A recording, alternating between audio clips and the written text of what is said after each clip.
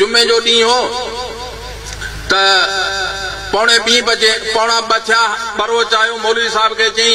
बाबा हुन खुतबा पढ़ अगे न फलाना रही साहब 5 मिनट हुन जो इंतजार कई बाबा हाने खुतबो पढ़ 5 मिनट मथे थी विया न अञा फलाना रही साहब बरोच के अची कवड़ विछाईंदे अजर चई मस्जिद तू साडी पियो दी जुमे दी नमाज भले छंछर दे पढ़ो असा वेंदे पियो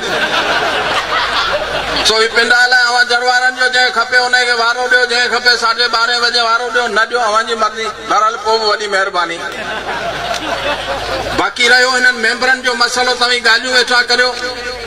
जाग भिटाई घोट तो के सिंधड़ी भई सडड़ा करे भिटाई छो जागे भिटाई हेडो सारो पैगाम असा के देई वियो आए इने जी रद में मुजरिम लिगारी चयो त मता जागी भिट धणी हित थियन कीस कलूर सुतो पियो जे सुख सा तो सांडे पंजा सूर हिते माण्हू अथई मगरूर मता हण न कुबे सुतो काठ में लतीफ असा के रिसालो देई वियो आहे लतीफ असा के वडो पैगाम देई वियो आहे असा उने ते अमल करियो ऐ वो पैगाम असी सही तलफ़ुज़ सा पढ़ू उम्मीद आहे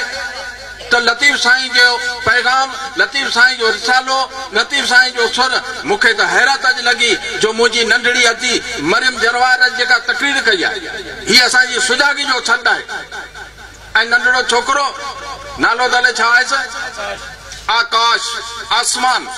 धरती दे रो नचे आसमान धरती दे रो नचे बहरहाल सिंधी जी सकावत जी गाल है सिंधी जे कचहरन जी गाल है सिंधी जी तहजीब जी गाल है तहजीब सकावत के हवाले से तवा के बुधाए छया त असा उन दौर में टोपी अजरक पाईंदासी जदा बाकी दुनिया जी तहजीब रेडियो बांबड़ा पाईंदा ही असा जी सिंध है ही असा जी सिंधी जी सकावत है ही असा जी सिंधी जी तहजीब है जेका 5000 साल मिली चयो छलू न 14000 साल थी पुराना 14000 साल वो जेका मोहन जे दड़े मां जेको हमरा जी मूर्ति निकती उन जे कुल्हे ते जेका अजरखन जो स्टार सजायल है समझो यो अञा ही पुरानो है वधिक ताकी गाले भई इन दड़े हेठा अञा ही ॿियो को शहर हो इन हेठा अञा ही ॿियो को शहर हो ही असा जी थकावत ही असा जी तहजीब तुंजन आदन जगादन खां तुंजन शहरन आबादन खां नको हो नैनवा नालो नको आदम हवा नालो फुटी ऐं कान हुई निसरी जेका तहजीब आ मिसरी भितियूं बाबुल संजियूं पोए ठहियूं काबुल संजियूं पोए उन खां अग जॾहिं खां ही जुड़ियो आ जग तॾहिं सिंधु वही आहे तॾहिं सिंधु ठही आहे तॾहिं सिंधु वही आहे ये असांजी सिंधी जी धरती तव्हां छा था सोचो ही धरती कंहिंखे बख़्श कान थी करे हिन धरती ते जेको बदमाशी ऐं मज़ाक कंदो उनखे जवाब ही धरती ॾींदी कोयलो निकितो ठीको केर न खणे फसाद थी विया कराची ऐं वाना में कोयले जो ठीको केर न खणे चीन चयो अमुन करायो त पोइ कोयले जो ठीको खणंदो साबित थियो त ही सॼे पाकिस्तान में जेकॾहिं अमुन करायो त असांजी सिंधी जी धरती करायो बाकी ये हमारा अचन पिया भले पिया अचन मुझो इस्तकबाल अहिड़ो कजो जेको जंहिंजो जी थियो बहरहाल उहा हुननि जी मर्ज़ी त हिन मातर भूमि मुंहिंजी धरती सिंध अमरता सदके सदके तुंहिंजे गसन पंथन रंदन वर वकड़ता सदके सदके ही बब्बुर बेरियूं खारियूं ॼारियूं खिप खबड़ता सदके सदके ओ लाड़ विचोलो उत्तर काछो थर जे दड़ता सदके सदके कलराठी ऐं चीकी मिट्टी धूड़ दुधड़ता सदके सदके सिंधु दरिया मौजूं कुंजे कड़कड़ करता सदके सदके धरती लाए जा दिल धड़के धड़ धड़ धड़ता सदके सदके चक्कर रोड़ी दादू मोरो कोट ककड़ता सदके सदके खिपरो खाही खंडू खैबर खान खटड़ता सदके सदके चोटियारियूं ऐं चूहड़ चक ऐं चांग संभड़ता सदके सदके साइण साथी बानी बाई सूं सुगड़ता सदके सदके ही पोणी जो ऐं भीनू मुरलियूं नींह जे नड़ता सदके सदके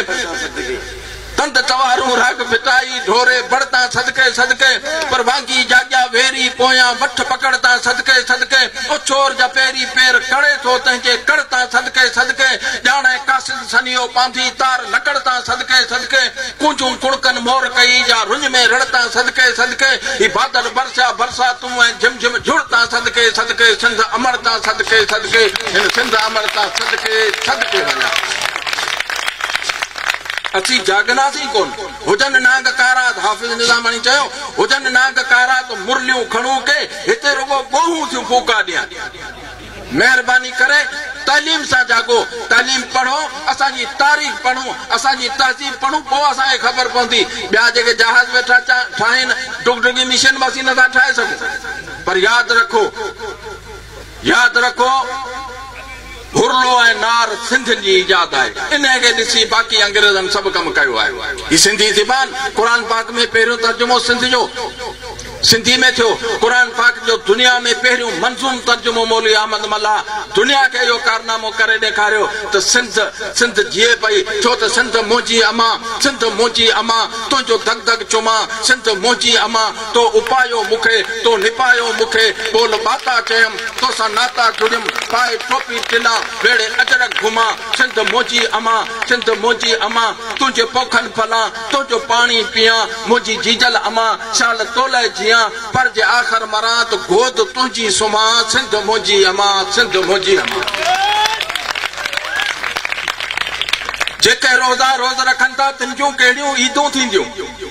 जेके रोज़ा रोज़ रखनि था तिन जूं कहिड़ियूं ईदूं थींदियूं। भत भुगा जे कोन चखनि था तिन जूं कहिड़ियूं ईदूं थींदियूं। रत बगर जे मख मखनि था तिन जूं कहिड़ियूं ईदूं थींदियूं। जिन खे नीला नांग कखनि था तिन जूं कहिड़ियूं ईदूं थींदियूं, तिन जूं कहिड़ियूं ईदूं थींदियूं। पर जिन जा आहिनि अंग उघाड़ा आख़िर तिन जूं ईदूं थींदियूं। कड़की प्यायर जिन ते काढ़ा आख़िर तिन जूं ईदूं थींदियूं। उतात में आहिनि जेके ताड़ा आख़िर तिन जूं ईदूं थींदियूं। जिन जी धरती ते जा धाड़ा आख़िर तिन जूं ईदूं थींदियूं। जिन जा हर पंजारी नाड़ा आख़िर तिन जूं ईदूं थींदियूं। जिन जा आहिनि न भेरूं जाड़ा आख़िर तिन जूं ईदूं थींदियूं। आख़िर तिन जूं ईदूं थींदियूं। आख़िर तिन जूं ईदूं थींदियूं।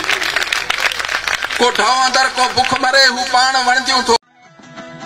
सब्सक्राइब कयो अमांजे पंहिंजे चैनल सोच टीवी के ऐं बेल आइकन के दबाइण कदें भी न विसारींदा। सब्सक्राइब करें आपके अपने चैनल सोच टीवी को और बेल आइकन पर क्लिक करना ना भूलें। Don't forget to subscribe our channel Soch TV and press the bell icon.